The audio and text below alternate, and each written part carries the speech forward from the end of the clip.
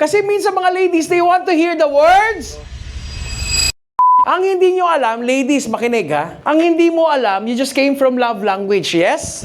That's also the love language of apology. Yung babae, madalas sabi niya, hindi ka nga nag-sorry. Hindi mo alam, nung nagkamali siya, pagkatapos doon, sabi niya, uy, tama na. Ha? Wala ko dyan. Hindi mo alam yung language of apology niya, touch. Di ba? May mga lalaki, pag nagkamali, nandun nakabuntot. Tama na. Tama na. Hindi na siya nagsusorry, pero hinihimas yung likod mo. Ay, ayoko dyan. Kasi yun yung language of apology niya. Do you get what I'm saying? Yeah. Pero hindi mo alam, dahil nagkamali siya, alam niya naman, the following morning, pinagluto ka ng almusal. Nandun na yung almusal mo. Ano yan? Hindi ako kakain. Sa manloob mo, hindi mo alam, ang language of apology niya, ano? Service. Oy, pinainit ko na yung tubig doon, pwede ka na mag-shower. Hindi ako maliligo.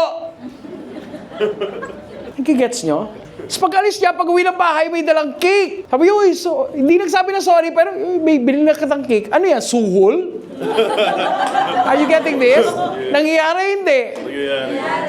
Or minsan naman, hindi nagsusorry, pero tatabi sa'yo. Nakikinood ng TV kahit hindi naman niya gusto yon. Time. Akala mo lang hindi nagsorry, pero yung language of apology niya, iba. Kasi maybe maraming babae gusto marinig yung sorry.